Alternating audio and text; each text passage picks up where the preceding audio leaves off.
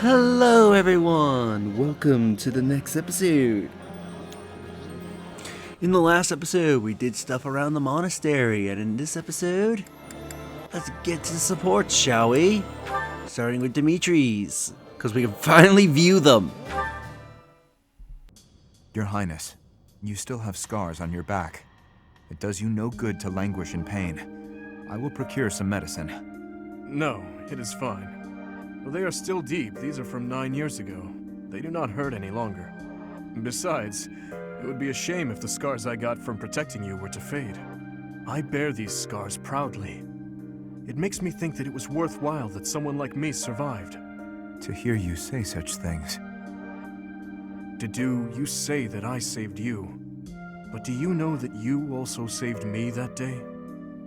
If I had been unable to save anyone, I would have been the sole survivor. I would have had no reason to keep living. But I saved someone. Saved you. That and that alone has always been my crutch. When I stood before those soldiers and their swords that day, I was prepared to die. But then, you suddenly appeared, and you shielded me. I knew then that a savior's hand could reach into even the deepest darkness. I still have not been able to repay that debt. Have you not heard a word I've said? You have saved me in countless ways. 5 years ago, I did nothing but await my execution within my jail cell. Was it not you that saved me? That was nothing more than my duty as your vassal. Listen, Didu, perhaps you consider me to be someone special, but I think the same of you. You are irreplaceable, cherished. So stop saying that we cannot be friends. Stop saying such awful things. Please, do not look at me that way. You promised me you would build a kingdom that is proud to boast of Duscar blood. In this kingdom, where there is no distinction between the people of Duscar and the people of Fodlan, will I finally, without reservation, be able to call you my friend? Will I, Dimitri?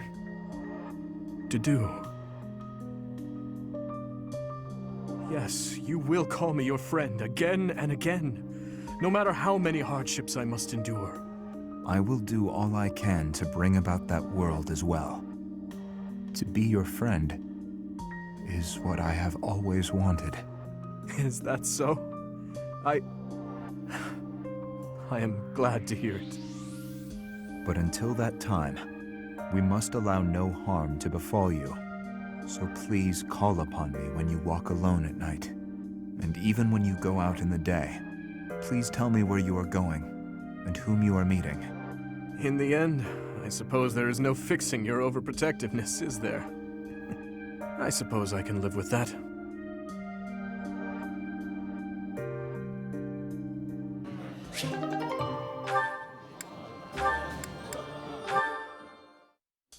I have a question for you.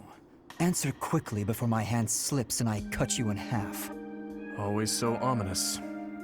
Well, what is it, Felix? Sometimes you have an animal's face, contorted with anger and bloodlust.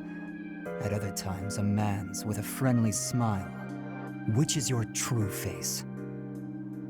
Do not waste your breath on questions with such obvious answers.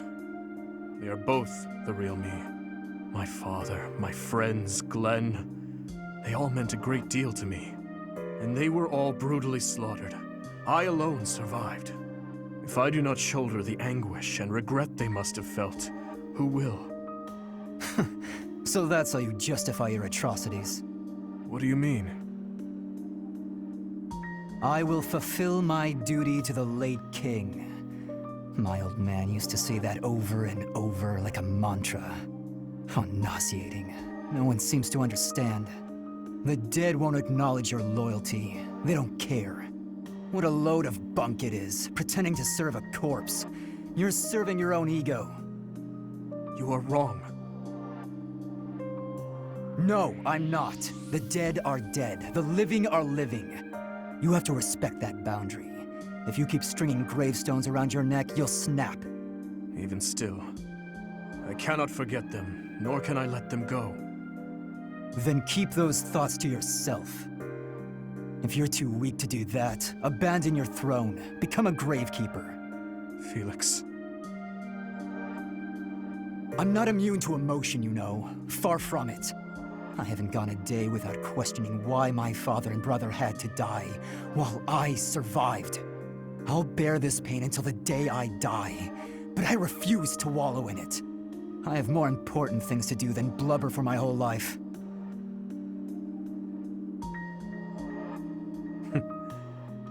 You know, Felix, you really are growing more and more like your brother. Always so sarcastic and constantly looking for a fight. But deep inside, more than anyone, you... What are you getting at? Oh, it's nothing. But allow me to thank you. Your perspective has opened my eyes. Not my intention. I couldn't stand the pathetic look on your face, that's all. I see. If you say so, then we will leave it at that.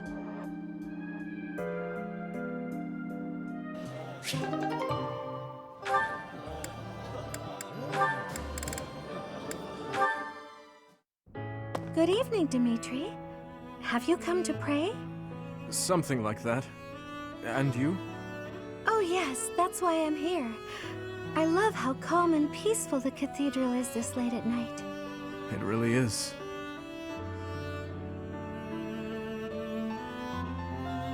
Coming here on a quiet night always makes me think of those who aren't with us anymore. We've lost so many in this war, too many to count. I hope they all get to live in eternal happiness at the goddess's side. These prayers are all I have to offer. You are a kind soul, Mercedes. I think you're kind too, Dimitri. Sometimes to a fault. Kind? Me? No, not at all. I am just a killer. A disgusting monster. But why do you kill? For the sake of your loved ones? Those who have passed? Real monsters kill for selfish reasons. They're incapable of expressing sorrow when they kill. So please, don't call yourself a monster. Mercedes, I am scared. So scared that I will forget their faces. The people who have died. Who I have killed. I cannot let myself forget them. I know that, and yet... Whatever my feelings, it is all the act of a monster. It's sad, but the truth is that people forget. You may be afraid to forget your past, but you'll never be able to revisit it. Living in the present is the best we can do. We owe it to those who can't come back. If someone had said those words to me 5 years ago, I would be a different man today. What do you want to do now, Dimitri? Continue fighting for those who have died? Not as a king, but as my classmate. What do you want to do? My own dreams. I have never given it any thought. What about you? What do you want, Mercedes? I want to keep sewing and training with you, even after you've become king. I want to be your friend. But I have no right to stand beside you. Please, I can't hear any more of this self-deprecation. I just want to be by your side. Is that so much to ask? Mercedes. I want the same thing. If you allow it, I wish to stay by your side. I'm glad I'm not the only one who feels that way. Let's spend a little more time here together, just the two of us.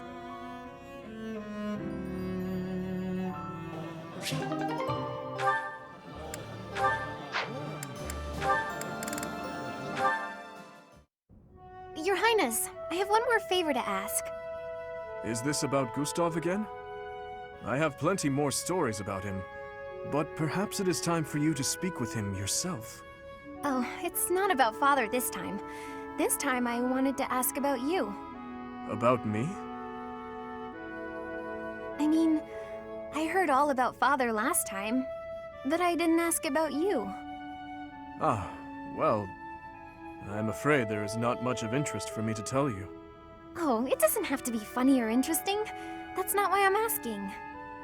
It's just that I thought I already knew you, but I'm not sure I really do.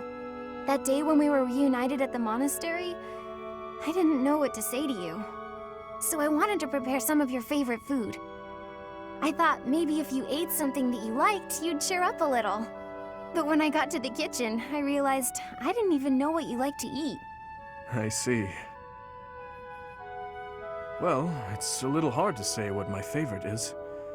I just don't really have any strong feelings about food. That said, you're pretty keen on sweet things, right, Annette? Yes, that's right.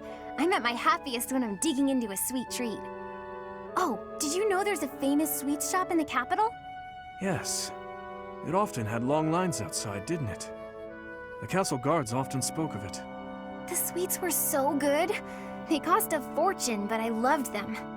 When Father was still around, we all lived as a family in the capital. Since then, I've had them only a few times.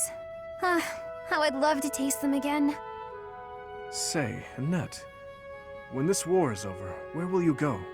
I heard that you were close to Baron Dominic back in the academy days. That's right. But that's not where I think I'd like to go when all of this is over. I reconnected with Father, so I'd like to live with my family again, in the capital. Also, if I'm in the capital, I'll be able to see you from time to time, right? Ah, that settles it then. We'll have to get your father working twice as hard. Father's at a ripe old age now. I'd appreciate it if you didn't work him too hard. Oh, of course. I will keep that in mind.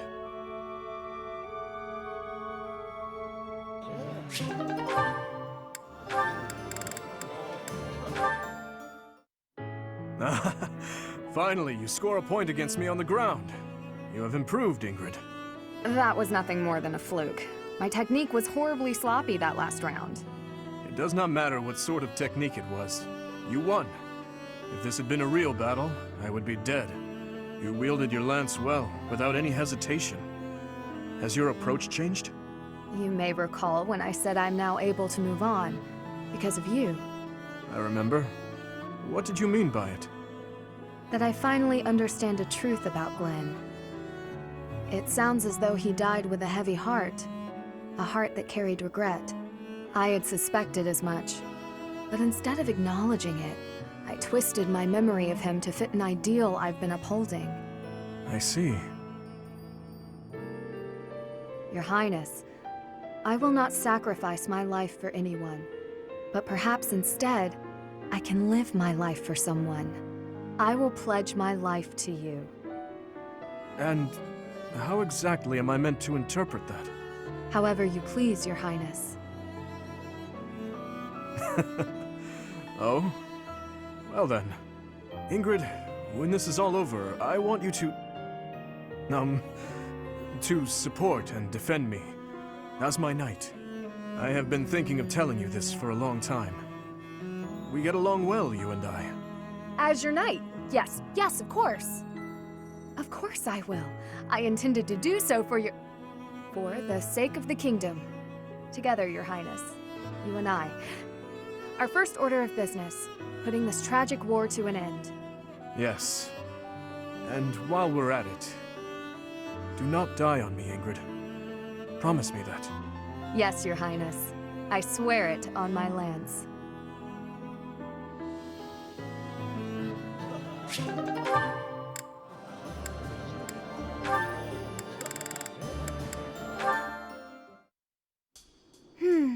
Spared again. So it would seem. I told you that you were extraordinarily lucky. Sometimes I think that must be true. But why me? Is this the goddess's way of telling me to make something of myself? There are so many others who are much more deserving of life. I often think the same of myself, especially after battles where many lives were lost. But I must go on living. I cannot give in to death so readily. It is my duty to atone for my sins and to pay for the lives I've taken. I suppose that must be why the goddess allows me to live on. Is there a reason she allows me to live? Only you can know that. But I believe there is a reason. Marianne, life is difficult. It is a burden. It feels terrible to continue standing when so many others had to fall. If that is so, then carry on as you are. There is no need for you to force yourself to smile as your soul bleeds. But please, whatever you do, do not give up on yourself or your precious life. What do you mean? If you were to die, I would be devastated. You never have been easy to read. Is that so? Everyone says that I need to cheer up. But you may be the first person to tell me not to. Your life must also be difficult for you to understand my position. So it is. I often feel I am not strong enough to live it. I think our difficulties have brought us closer together. Do you? Absolutely. Please, Dimitri, promise you'll live through this war and long after. I don't know what I'd do with myself if we lost you. As long as you are carrying on, I have yet another reason to carry on myself. I promise to the goddess of Fodlan that I will never give you cause to despair.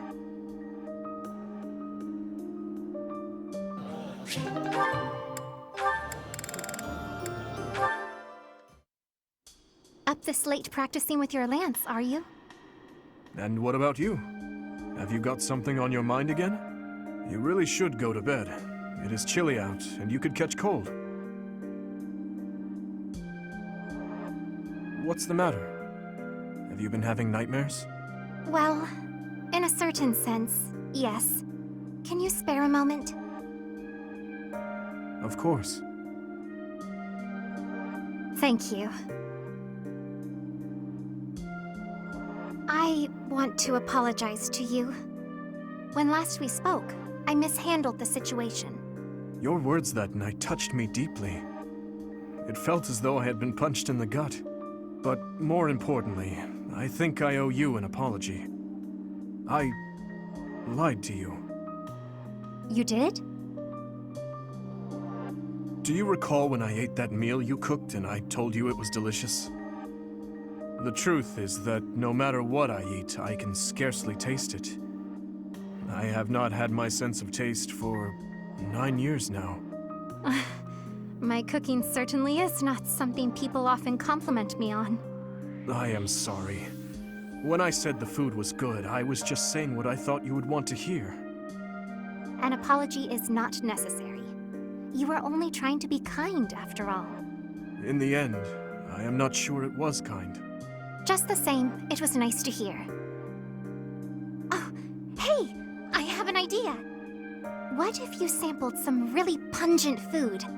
Or something extremely spicy? Maybe that would... Flame.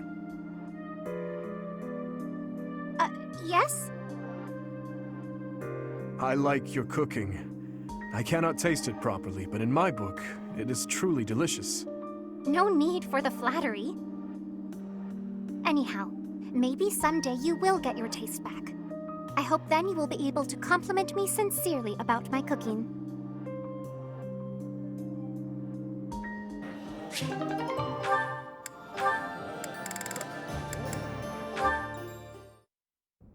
Gustav, it has been 8 years since I last called you by that name.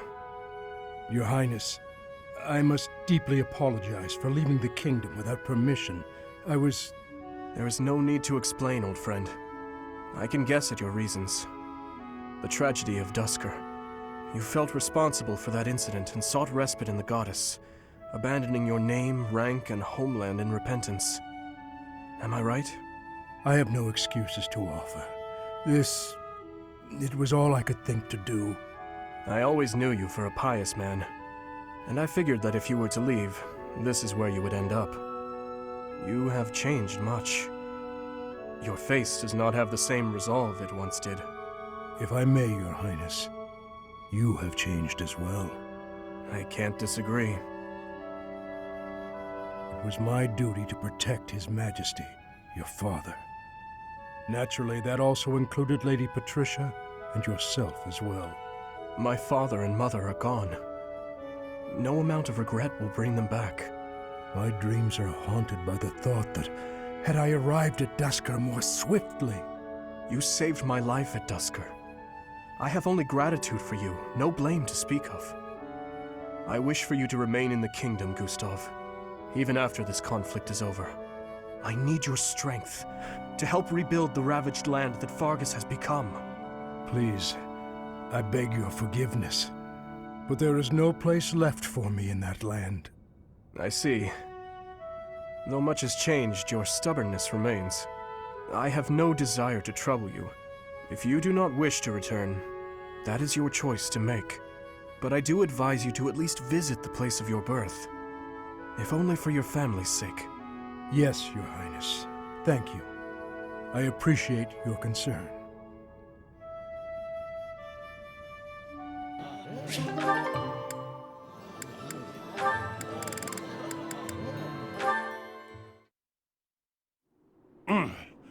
We should have been more careful. Those monsters really got the better of us. I must apologize, Alois. If only I had paid closer attention. No, it's all right.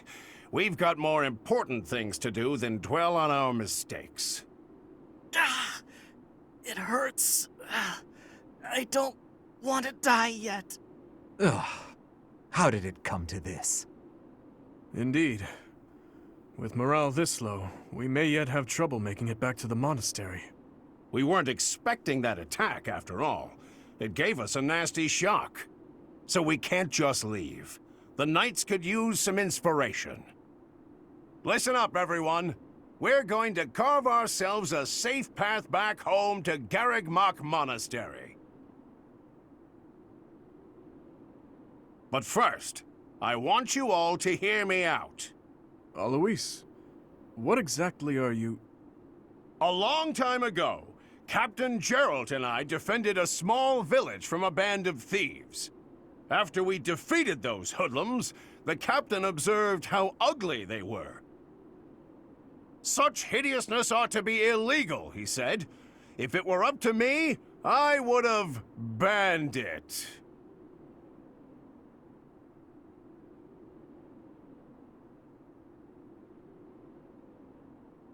Then he walked up to the leader of the village and handed over a big bag of coins.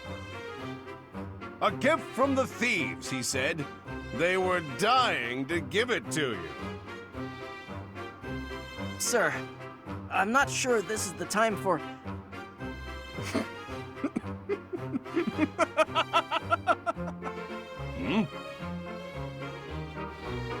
Oh, Alois, how do you come up with those jokes? That last one was positively hilarious. Oh, I don't know. I'm just a natural. This is... I don't even know what to think right now. I guess we should just join in.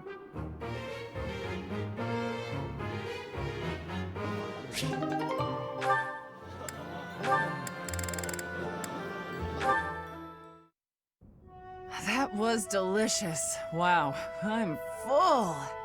Nothing beats a big meal after a training session.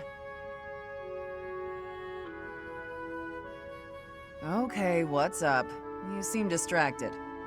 Oh, my apologies, Catherine. I was just wondering whether you had any desire to return to Fargus. No, I haven't even entertained the idea. My loyalty lies elsewhere. No matter what, I'm going to find Lady Rhea. That's what I'm fighting for. May I ask why you have devoted yourself to Lady Rhea? It's simple. I adore her. Lady Rhea isn't just kind, but strong and courageous. I think she's a wonderful, beautiful person. More so than anyone else in the world. Wow. I'm not sure I can compete with that. You can't. My reluctance to return to Fargus isn't about you, though. Ever since I met Lady Rhea, going back just hasn't been an option. That is a shame. I'm certain Fargus could use your help in the near future. House Karen is one of the most sterling noble families after Fraldarius and Gautier. It would be reassuring to know that you had taken up your position as head of that house. Is something wrong? You need someone who's like me, but more noble. You're so stern and serious all the time.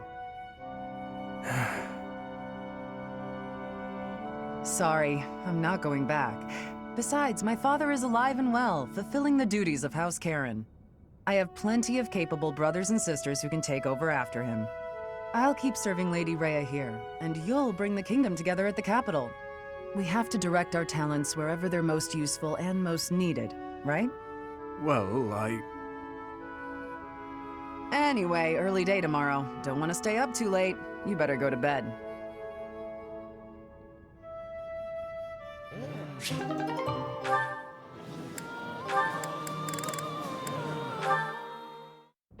Dutiful as ever, Dedu. What are you suggesting? You're always busy delivering messages.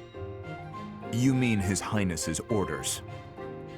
Does he need you to run such trivial errands? He should not trouble himself over them. I am honored to attend His Highness, and to represent him in all matters. Ever since he saved my life, serving him has given me reason to live. Reason to live. Huh. Your relationship to the Archbishop seems similar.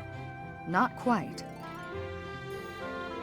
I joined the Knights to repay a debt I owed Rhea. The debt's been repaid, so she's nothing more than a former employer. Then you are not motivated by loyalty. Not especially. I wouldn't call Rhea my reason to live. And if a higher-paying employer comes along? I'd consider it. That's what mercenaries do. Then yes, we are completely different. Everyone's different. I'm not trying to criticize your loyalty. I've seen a lot of people like you all over the world. They don't tend to last very long, though. Try not to end up like them. Thank you for the warning.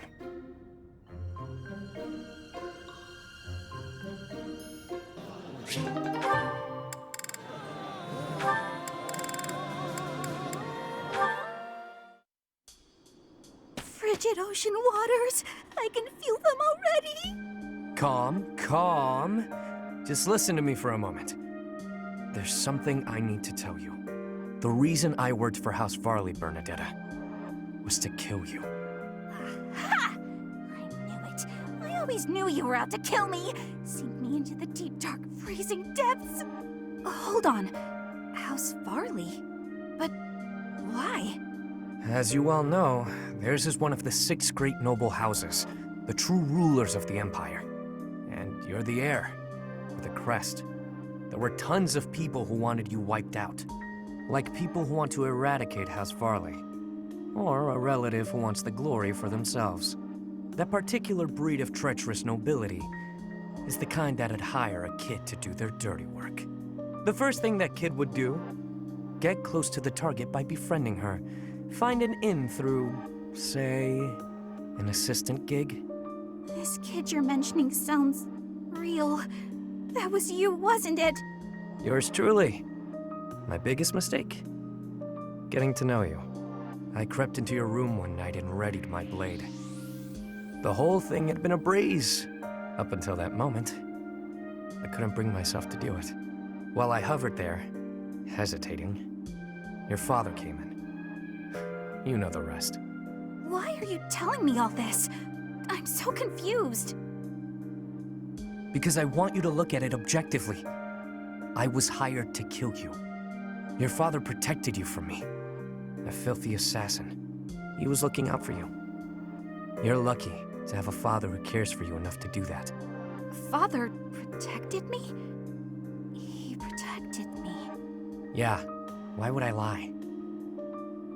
At this point, I figure it's you who hates me, and not the other way around. I don't hate you, Yuri. But I mean, I do feel weird. But I don't know how to feel. Can't we just be friends? Like back then? You want to be friends with me? The reason you couldn't kill me was because we were friends, right? Well... You were my first friend. My very first friend. The first person who played with me. The first person who went on adventures with me. The first... And you were the first friend I had to baby that much. What do you mean? Well, even so, you were the first friend who cared for me. The whole thing was probably a sham anyway. Though, you know, even if it was, I did have a lot of fun with you. I knew it!